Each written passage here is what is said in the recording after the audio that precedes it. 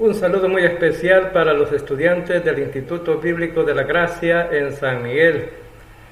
Pues hoy en esta ocasión vamos a iniciar una nueva serie de estudios bíblicos y en esta ocasión pues vamos a estudiar la materia llamada Los Milagros del Calvario y vamos a ver la parte 1. Unas lecciones pues son muy cortas, pero aprenderemos mucho acerca de las profecías del Antiguo Testamento, igual como del cumplimiento en el Nuevo Testamento. Cuando llamamos los milagros del Calvario, el propósito es llamar su atención a los milagros precisamente que se dieron en el Calvario, seguidos por la respuesta de aquellos que estaban rodeando la cruz, aquellas personas que pudieron ver el sacrificio de Cristo. Ahora, cuando pensamos en las maravillas del Calvario, enfatizaremos 3 de aquellas maravillas que ocurrieron allí en el momento en que Cristo estaba en la cruz.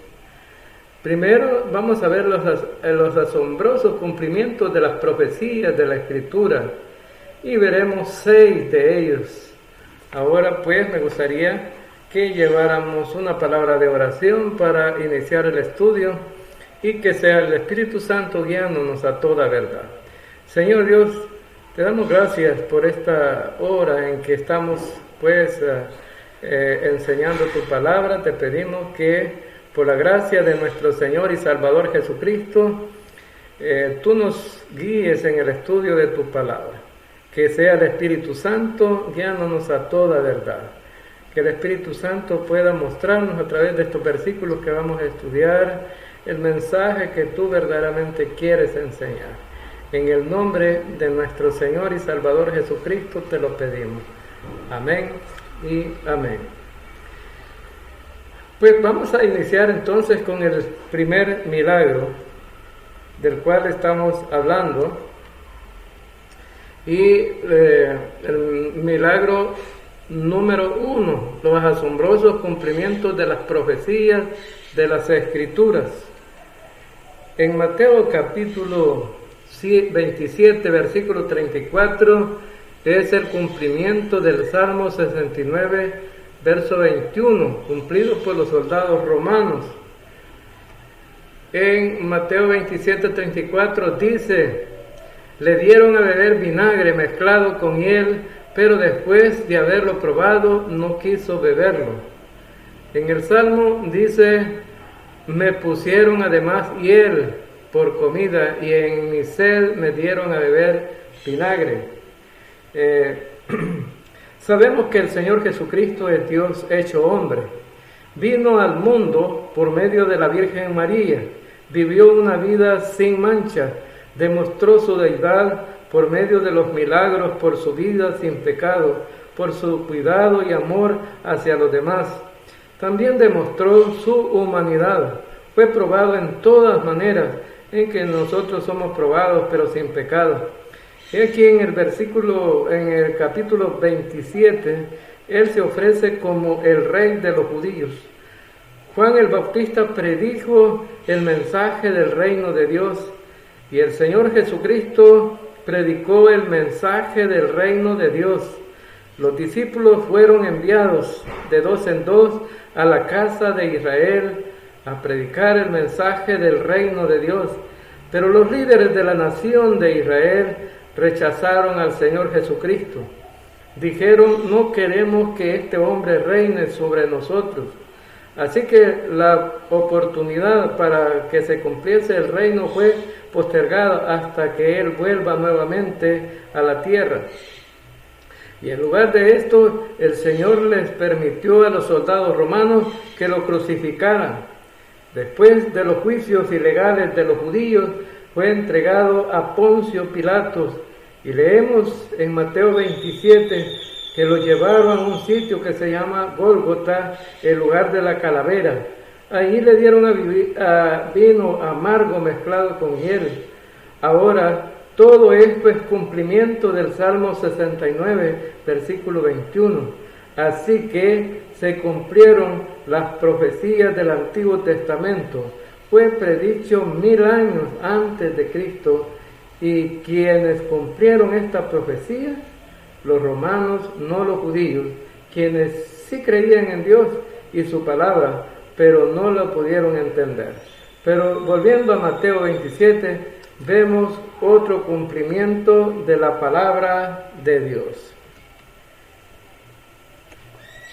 En Mateo 27, versículo 35, parte A, el cumplimiento del Salmo 22, versículo 16, cumplido por los soldados romanos. En Mateo 27, parte A, dice, cuando le hubieron crucificado.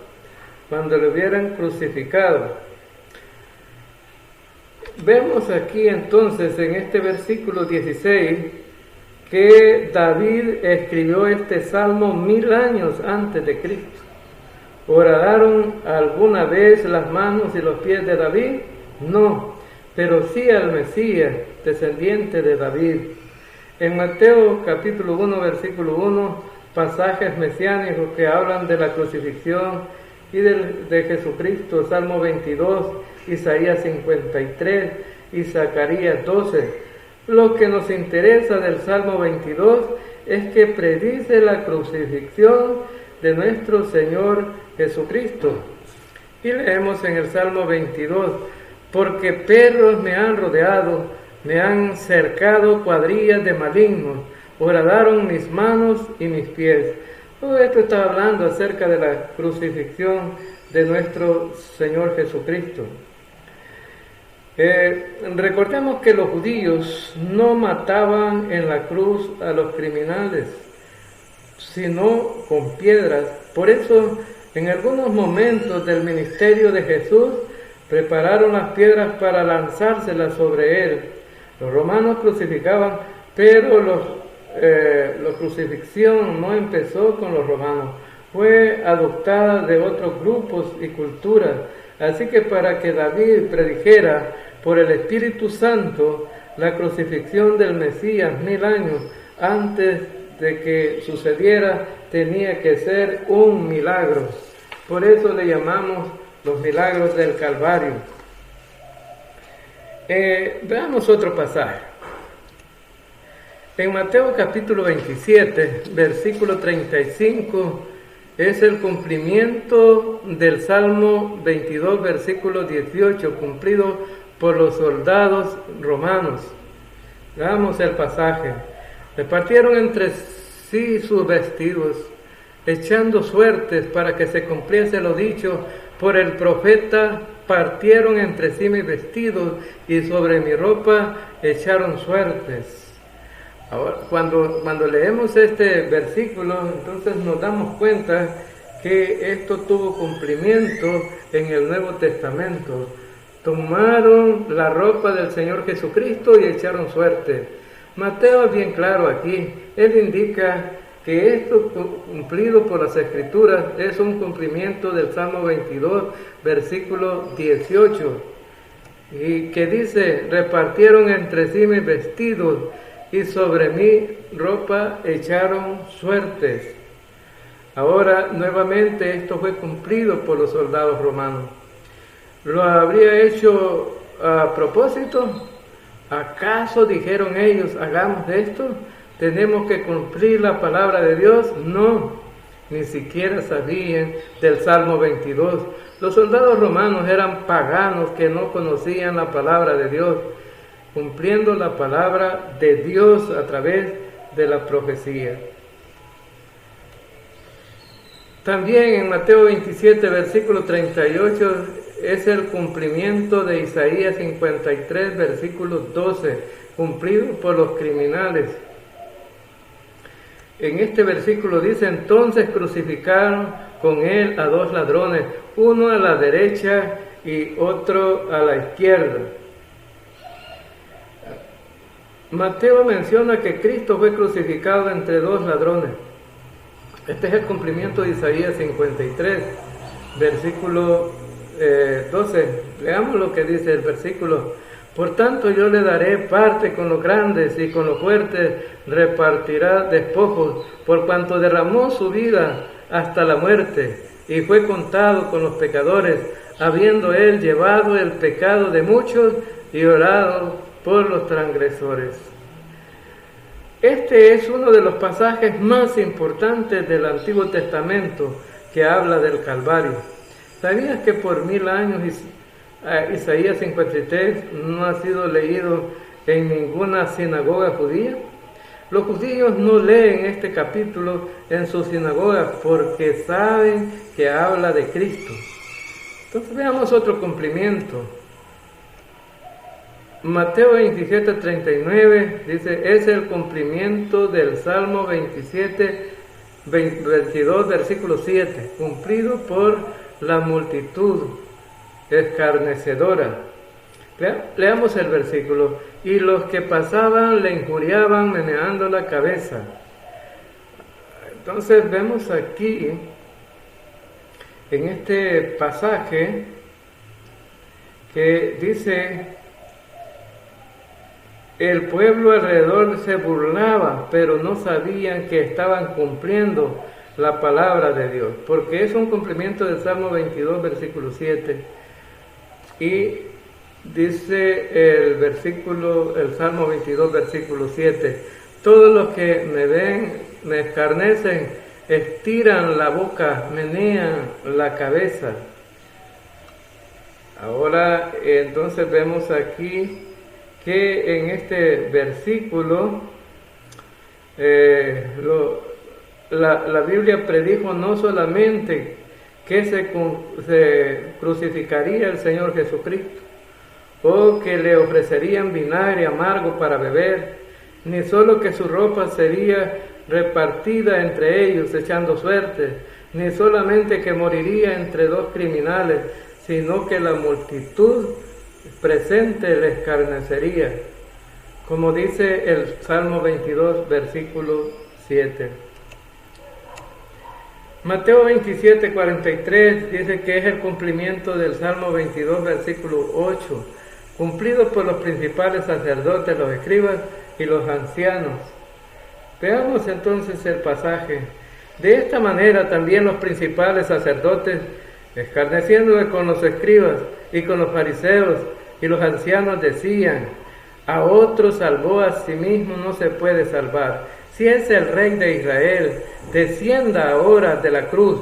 Y creemos que el versículo 43 dice, confió en Dios, líbrele ahora si le quiere, porque ha dicho, soy hijo de Dios.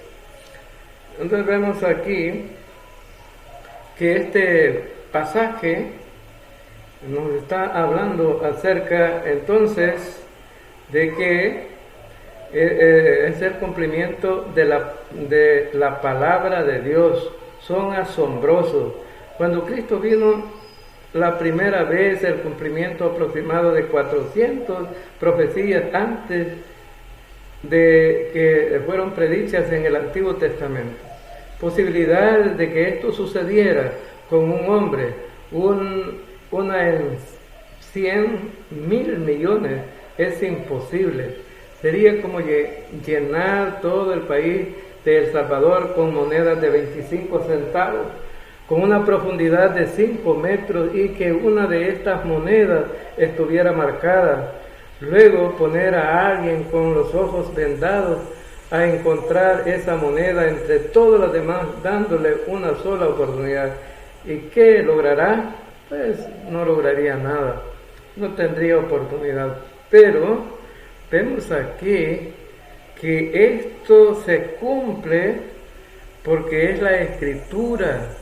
En el Salmo 22:8 dice, se encomendó a Jehová, líbrele, él, sálvele, puesto que él se complacía. Y la pregunta importante aquí, ¿sabes lo que esto debería enseñar? O enseñarte que la palabra de Dios es la palabra de Dios. Los romanos no se dieron cuenta de que estaban cumpliendo la palabra de Dios. Los ladrones tampoco lo sabían, la multitud que se burlaba de Jesucristo tampoco lo sabía, los sacerdotes y escribas tampoco lo sabían, pero así era realmente, estaba cumpliendo las profecías predichas por los profetas, comunicadas por Dios. Bueno, lo que sabemos o lo sabes, lo que esto debería enseñarte, que la Biblia nada menos que la palabra de Dios en la cual puedes confiar, Muchos hoy en día no creen a la Biblia o no creen que la Biblia es la palabra de Dios. Aún los cumplimientos proféticos deberían convencer. 5 razones claves de que la Biblia es la palabra de Dios. Veamos la primera. Las profecías cumplidas. Es decir, en el Antiguo Testamento se había predicho cosas que se iban a cumplir en el futuro. Y muchas de estas cosas es de las que estamos hablando. Muchas de las profecías es de lo que estamos hablando hoy día. Pues lo predicho por los profetas los encontramos en los evangelios, y todo lo que está alrededor de la cruz de Cristo en la crucifixión, el día de su muerte, vemos que son cumplimientos que ya estaban establecidos desde el Antiguo Testamento. Por lo tanto, nosotros debemos de creer que la Biblia es la palabra de Dios por los cumplimientos de las profecías. Por la arqueología es la ciencia que estudia los hallazgos de cosas que ocurrieron en la antigüedad, en el pasado, pero que dentro de esas cosas están las evidencias palpables de que realmente, de que lo que se habla ha sido real. Por ejemplo, en el Mar Rojo se han encontrado las llantas de los carros de los soldados egipcios cuando iban persiguiendo a Israel. Entonces significa que eso ocurrió. También se han encontrado nombres de personajes que vivieron en ese tiempo. Esto indica que lo que se está prediciendo en la Escritura es una verdad. También, punto 13, la unidad sobrenatural. La unidad sobrenatural. Veamos que un solo tema, la salvación del hombre, una sola persona, Jesucristo. Y así, de esa manera, podemos entender la Escritura. El plan de Dios es salvar a la humanidad. Y Él ocupó a su Hijo Jesucristo para cumplir o tener el cumplimiento de esta profecía dadas en el Antiguo Testamento, como Isaías 53 o el Salmo 22.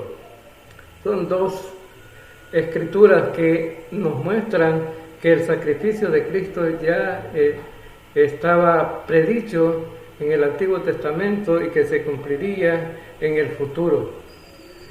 Vemos también otra cosa importante aquí, su unicidad, que es la preservación única de la enseñanza única. Y también esto nos demuestra que la enseñanza acerca de la salvación y la vida eterna no cambia nunca, jamás. ¿Por qué? Porque eso viene de parte de Dios. Todo lo que el hombre crea puede pasar, pero la palabra de Dios es eterna y tiene cumplimiento, y el cumplimiento es verdadero. También vemos aquí otra cosa importante, el testimonio de Jesucristo. Bueno, el testimonio de Cristo sobre la Escritura. Él mismo predijo muchas citas bíblicas cuando Jesucristo anduvo aquí en esta tierra. Habló también de algunos profetas que vivieron en el Antiguo Testamento, como Jonás. Y bueno, entonces eso indica que Jesucristo tenía como respaldo la Escritura. También cuando Satanás lo tentó, él dijo que creía en la palabra de Dios y que Dios, su Padre, había dicho esas palabras, como cuando dijo Satanás a Jesucristo que convirtiera las piedras en pan. Y Jesús dice, no solamente de pan vivirá el hombre, sino de toda palabra que sale de la boca de Dios. Entonces, cuando pensamos en Dios, reconocemos que Dios es la Trinidad. Y uno de los atributos de Dios es que Él es la verdad. Él nos ha dado su palabra y podemos confiar en ella. Pero también nos ha dado su Hijo y por lo tanto toda la iglesia debería estar fundada en el Señor Jesucristo y lo que conocemos por su palabra. Pero ¿cuál es el problema de muchas iglesias? ¿Siguen la palabra de Dios? No. Muchas iglesias siguen tradiciones en lugar de seguir la palabra de Dios. Y debemos tener cuidado de lo que creemos. Se basa únicamente en la palabra de Dios. Pero también aprendemos una cosa más. Veamos. Que la muerte de Jesucristo fue el cumplimiento del plan preordenado por Dios, sin violar la voluntad y responsabilidad del hombre. Aunque Dios no ordenó a nadie que participara en estas profecías, ninguna cosa tomó por sorpresa a Dios. Lo planeó todo. Dios conoce la depravación del hombre. Él todo lo sabe. Él sabía que los soldados romanos iban a hacer eso. Él sabía que los sacerdotes iban a actuar así. Él ya sabía que los criminales iban a morir al lado de su Hijo y lo planeó todo para cumplir con su voluntad, mientras mantiene que toda persona es responsable por sus propias decisiones.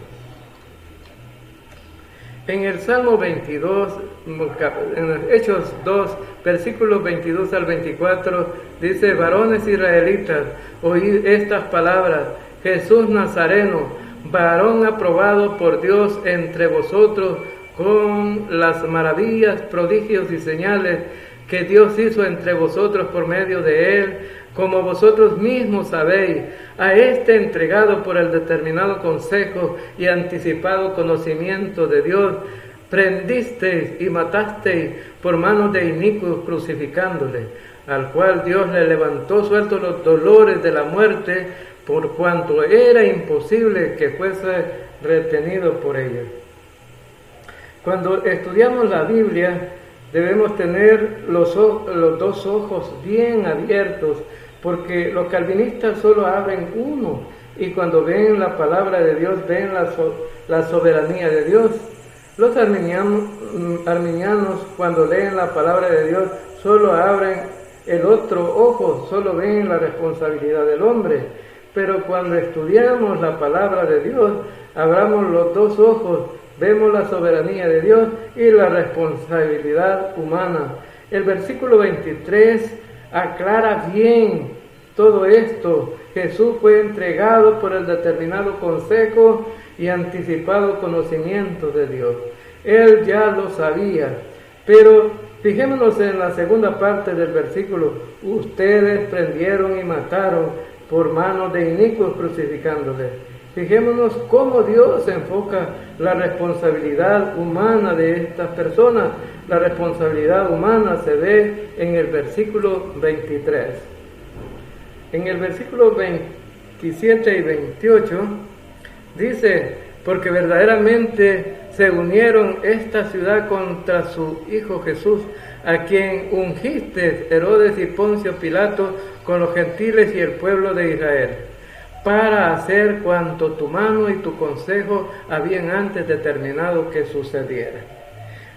Aquí vemos la responsabilidad humana también. Herodes, Poncio Pilato, gentiles, los romanos, el pueblo de Israel. Dios lo hace responsable por la muerte de Jesucristo. Según el versículo 27, plan anticipado de Dios, soberanía divina, según el versículo 28. Así que al permitir al hombre hacer su voluntad dentro de ciertos límites, Dios mostró su gracia soberana y amor al permitir que muriera su Hijo por nuestros pecados y que resucitara al tercer día. Por eso cuando llegamos a la doctrina bíblica de la elección debemos estar equilibrados. ¿Por qué los calvinistas enseñan que Dios ha escogido a ciertas personas para que sean salvas? Entonces los demás no fueron escogidos, y el calvinista de 5 puntos también enseña que Jesucristo solo murió por los elegidos. En cuanto a la elección de los creyentes, es muy fácil entenderlo con esta explicación. Dios ha escogido salvar a los que escogen creer en su Hijo Jesucristo. ¿Obliga a Dios a la gente a creer en su Hijo? No. ¿Es responsable el hombre por creer y no creer en Cristo? Sí. ¿Conoce Dios a los que van a creer en su Hijo? Sí. ¿Tiene Dios un plan especial para aquellas personas que sean su pueblo escogido? Sí. Eso se llama elección. Ahora, cuando Cristo murió solamente por los elegidos o por todos. Él murió por todos, porque Dios quiere que todos sean salvos, y para cumplir esto, Jesucristo murió por todos nuestros pecados. Esto nos lleva al segundo milagro de la cruz. Segundo milagro de la cruz es que la asombrosa demostración de la gracia de Dios. Según Lucas 23, 26 al 46, pasaje que estaremos estudiando. Veamos la asombrosa gracia de Dios demostrada en, número 1, la oración de Cristo en la cruz, mostrando su amor por los pecadores a pesar de sus pecados. Ahora vemos aquí que esta oración es pura gracia, mostrada como un milagro en la cruz. Ahora, en la cruz Jesús pide perdón por quienes le han crucificado. ¿Qué es el perdón? Es librar de culpa a otro. Jesús estaba en la cruz. Los clavos han penetrado sus manos y sus pies. Su rostro está cubierto de sangre por los golpes y la corona de espinas incrustada sobre su cabeza. La gente se burla de él. Su espalda, brazos y muslos están horriblemente abiertos por los latigazos. Pero él, pensando en otros, no en él. ¿Somos nosotros así? ¿En quién pensamos nosotros? Vamos caminando y nos golpeamos el dedo. ¿En quién pensamos? En nosotros. Mi dedo. Ay, ay, ay. Padre, perdónalos. Expresión maravillosa de la gracia de Dios. En Hechos, capítulo 10, versículo 43. Vamos a ver. Porque no lo tenemos el versículo ahí, pero en Lucas 23, 34 dice, Jesús decía, Padre, perdónalos porque no saben lo que hacen, y repartieron en sí sus vestidos echando suertes.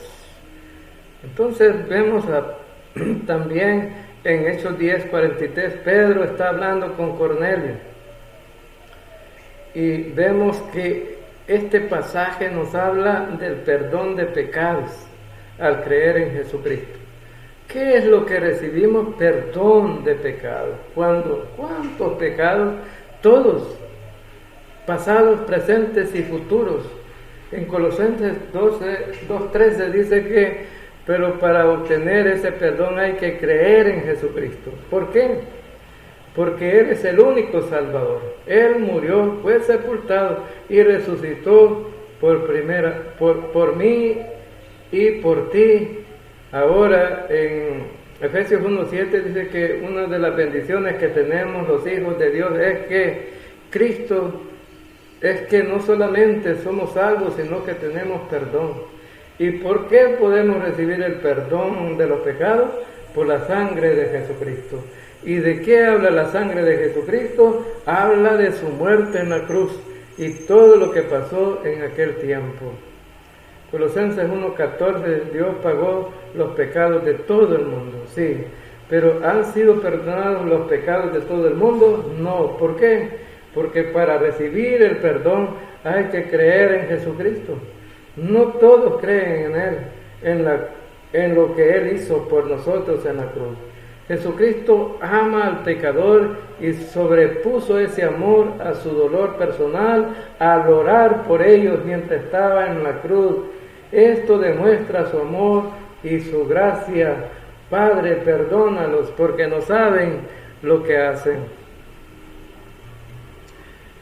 Vemos también como segunda cosa la salvación por gracia del ladrón, mostrado el sencillo requisito de que es solamente por fe, solo en Cristo Jesús.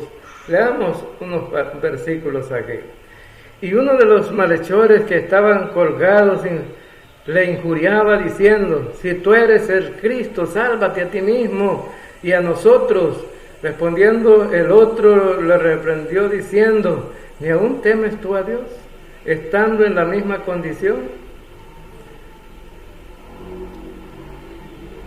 Entonces vemos aquí que cuando Jesucristo murió había un ladrón a un lado y el otro al otro lado. Ellos reconocieron que merecían morir en la cruz, pero también reconocían que Cristo no merecía el castigo. Y comparando escritura con escritura, vemos que al principio de la cruz los dos rechazaban al Señor. Es decir, los dos ladrones que estaban ahí rechazaban al Señor. Pero al pasar las horas, uno de ellos cambió de mente, se arrepintió y creyó en el Señor Jesucristo. Uno de los ladrones tuvo temor de Dios. Según el versículo 40, dice: respondiendo el otro le reprendió diciendo: ¿ni aún temes tú a Dios, estando en la misma condenación? Este ladrón creía en Dios, sí, pero todavía no era salvo. El versículo 41, este ladrón dice: nosotros a la verdad juntamente padecemos porque recibimos lo que merecieron nuestros hechos. Mas este ningún mal hizo, así que este ladrón creyó en Dios y reconoce que es pecador y que merecía este castigo de morir en la cruz. Entonces Jesús dijo, en el versículo más adelante que vamos a ver, versículo 41, Jesús va a hablar, a clarificar verdaderamente a través de sus acciones cómo este hombre se salvó.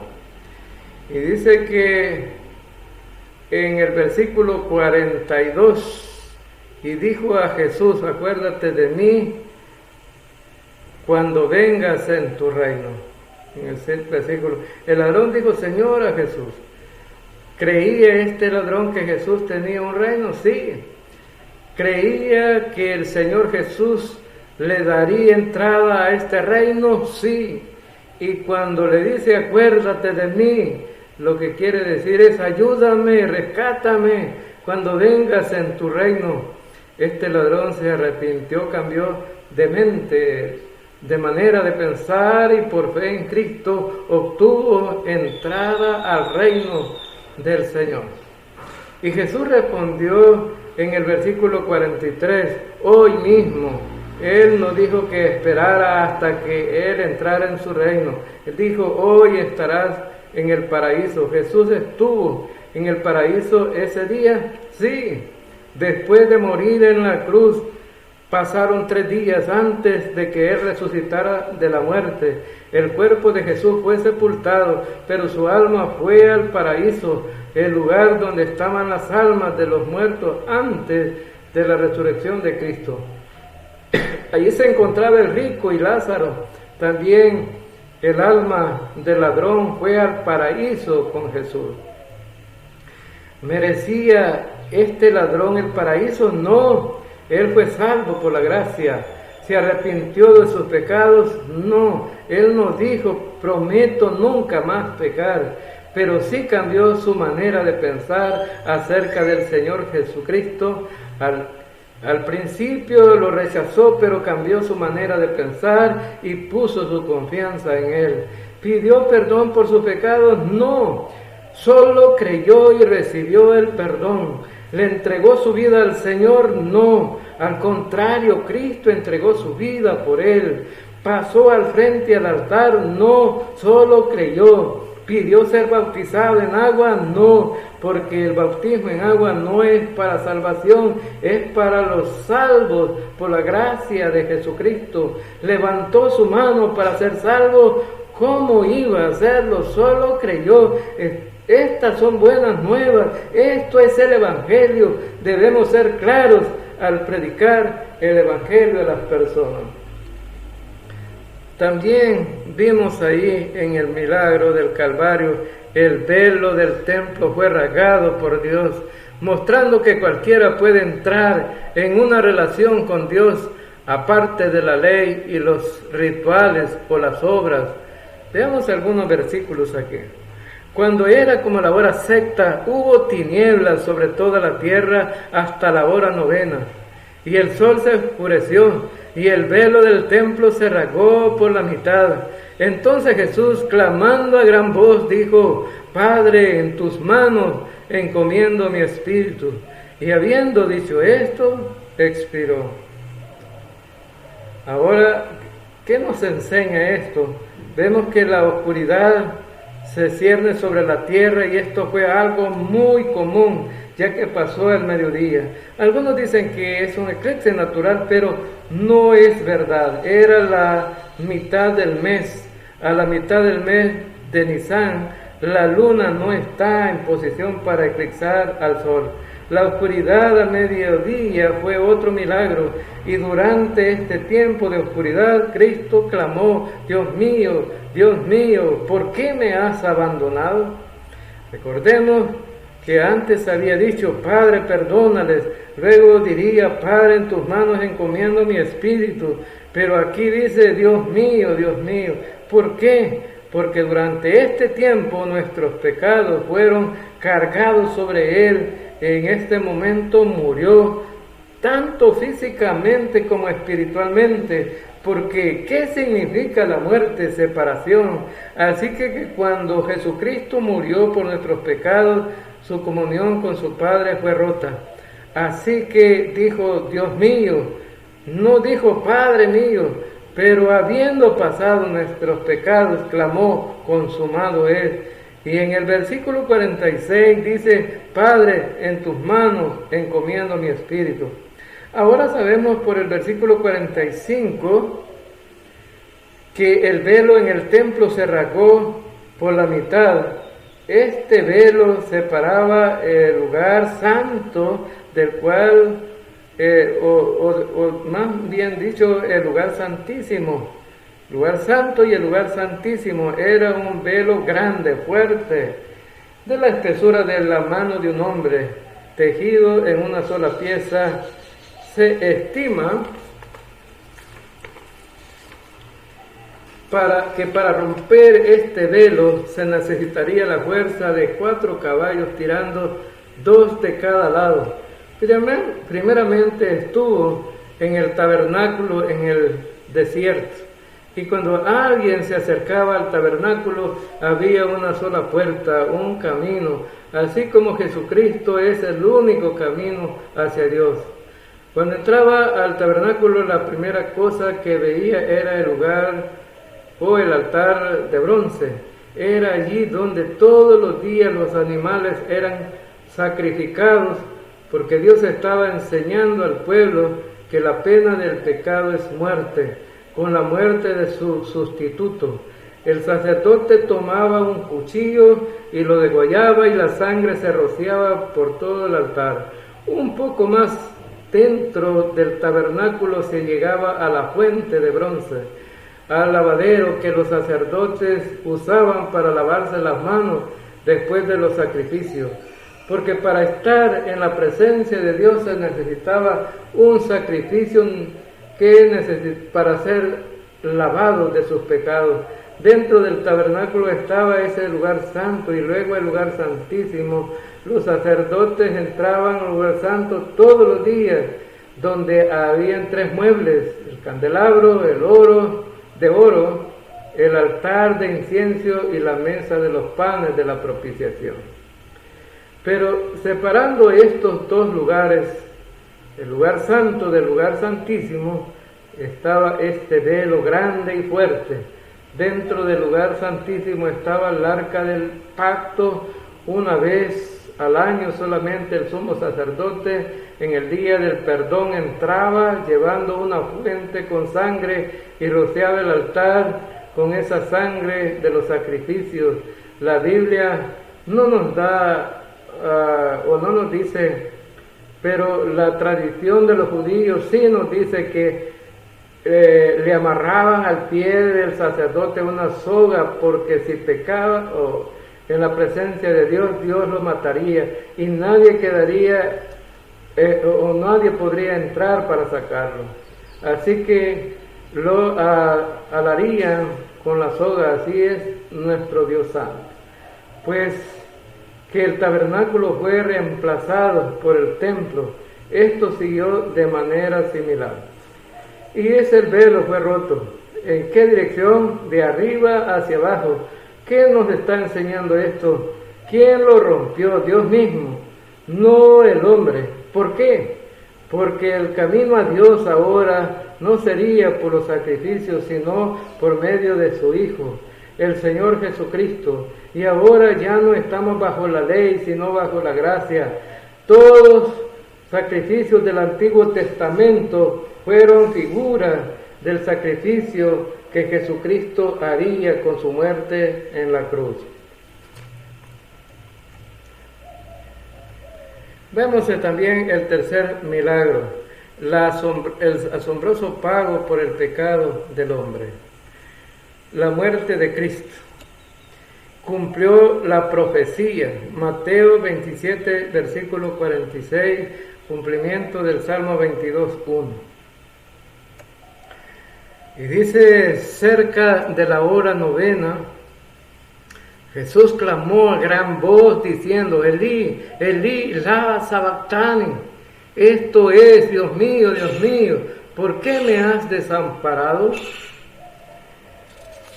Bien, entonces vemos aquí que lo primero que vemos es el cumplimiento de la profecía, y también en el Salmo 22:1 dice: Dios mío, ¿por qué me has desamparado? ¿Por qué estás tan lejos de mi salvación, de las palabras de mi clamor? Número 2, implicó separación de Dios. Mateo 27:46 y el Salmo 22 del 1 al 3. Dice: cerca de la hora 9 Jesús clamó a gran voz diciendo: Elí, Elí, lama sabactani. Esto es: Dios mío, ¿por qué me has desamparado? Ahora vemos aquí que en este Salmo 22, versículo 1 al 3, dice: Dios mío, ¿por qué me has desamparado? ¿Por qué estás tan lejos de mi salvación y de las palabras de mi clamor? Dios mío, clamo de día y no responde, y de noche y no hay para mí reposo, pero tú eres santo, tú que habitas entre las alabanzas de Israel. Bien, entonces vemos aquí que la razón por la que Jesús dijo estas palabras fue porque estaba experimentando la separación de Dios en la cruz. Cuando fue castigado por el hombre, Él no abrió su boca, pero cuando fue castigado por Dios, Él clamó a gran cuello estas palabras: Dios mío, ¿por qué me has abandonado? Jesucristo no podía escapar de la muerte con lo que pagaría por nuestros pecados, porque la paga del pecado es la muerte. Esto nos lleva a la tercera verdad acerca de la muerte de Cristo como pago por nuestros pecados. Fue hecha voluntariamente. En Mateo 27:50 dice: mas Jesús habiendo otra vez clamado a gran voz, entregó su espíritu, entregó su espíritu. Jesucristo estaba en pleno control de su vida y de su muerte, y cuando murió en la cruz, Él estaba en control. Lo hizo voluntariamente por usted y por mí. En Juan 10, 17 y 18 dice: yo pongo mi vida por mí mismo para volverla a tomar. A mí nadie me la quita, sino que yo la pongo y la vuelvo a tomar. Ese lo hizo voluntariamente. Número 4, implica muerte física, porque algunos creen que Jesucristo no murió físicamente, que quien murió ahí fue otro. Pero ¿qué dice la Escritura según el versículo 50? Dice: mas Jesús, habiendo otra vez clamado a gran voz, entregó el Espíritu. El espíritu humano sale del cuerpo, y entonces eso indica que una persona está muerta físicamente. Él entregó su espíritu. Cuando alguien muere físicamente, su espíritu y su alma se separan del cuerpo. Cristo en la cruz murió espiritualmente por nuestros pecados, pero también tenía que morir físicamente, y al hacerlo Él ofreció su cuerpo como sacrificio y garantizó una resurrección futura. Es por eso que antes que fuera salvo, yendo a la misma condición de pecador, el ser humano pues necesita confiar en la muerte física de Jesucristo también. Algunos dicen: yo creo espiritualmente, pero Él murió físicamente también.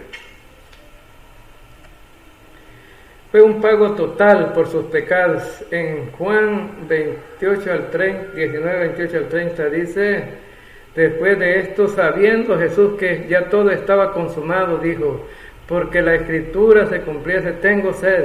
Y estaba allí una vasija llena de vinagre. Entonces ellos empaparon en vinagre una esponja, y poniéndola en un hisopo se la acercaron a la boca. Cuando Jesús hubo tomado el vinagre, dijo: consumado es. Y habiendo inclinado la cabeza, entregó su espíritu. Entonces vemos aquí en este pasaje de Juan 19, que la frase que Cristo dijo en la cruz viene de la palabra griega tetelestai. Cuando alguien era encarcelado, lo metían en una celda y en la puerta había un certificado de muerte en el que se escribía el crimen por el que se le había encerrado y por cuánto tiempo estaría allí para pagar sus crímenes. Cuando había pagado totalmente sus delitos, escribían sobre su certificado tetelestai. La deuda estaba pagada completamente, pero en la cruz Cristo exclamó: tetelestai. Nuestros pecados fueron pagados completamente por Él. Ningún sacerdote podía pagar por nuestros pecados. Ningún otro sacrificio podía pagar por nuestros pecados. Ninguna iglesia puede hacer esto, solo Cristo podía hacerlo y los pagó completamente. La palabra tetelestai es un verbo en tiempo perfecto, se cumplió en el pasado, pero tiene efectos en el presente. Está en voz pasiva y en modo indicativo, en un hecho que se sucedió. Cuando Cristo dijo tetelestai, estaba diciendo: he pagado por los pecados en su totalidad. Así que ninguno de nosotros puede pagar ya, porque el pecado ya fue pagado por el sacrificio de Cristo.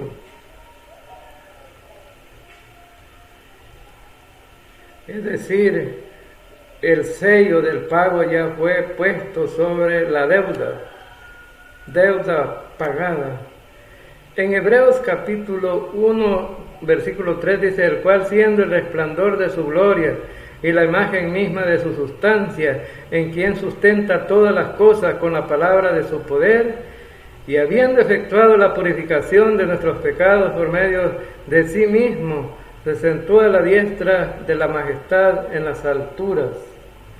Fíjense que en la frase por medio de sí mismo, quien pagó nuestros pecados, Cristo, Él y solo Él, no necesitaba la ayuda de nadie más, Él los pagó. También en el versículo 9 de Hebreos 2:9 dice: pero vemos a aquel que fue hecho un poco menor que los ángeles, a Jesús coronado de gloria y de honra, a causa del padecimiento de la muerte, para que por la gracia de Dios gustase la muerte por todos.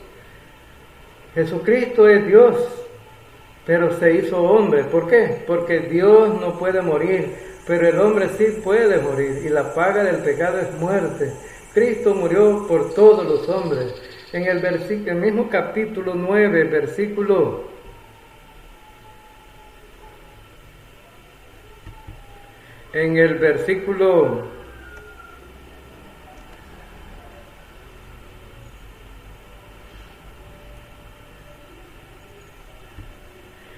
veamos el siguiente versículo.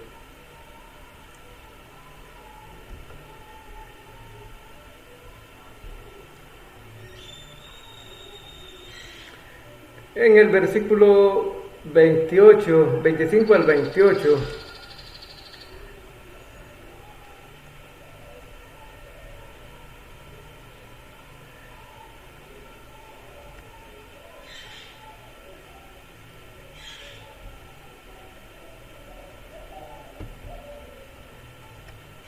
dice: y no para ofrecerse muchas veces, como entra el sumo sacerdote en el lugar santísimo, cada año con sangre ajena.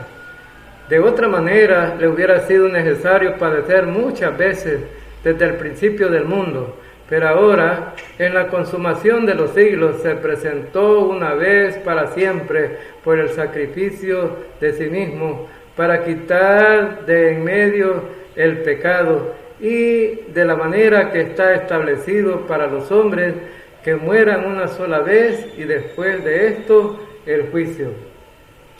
Aunque los sacrificios en el tabernáculo, en el templo, sucedían todos los días, Cristo fue ofrecido una sola vez. En realidad, cuando Él murió en la cruz, Él dijo: consumado es. ¿Qué hora del día era? Las 3 de la tarde. ¿Qué sucedía en el tabernáculo a las 3 de la tarde?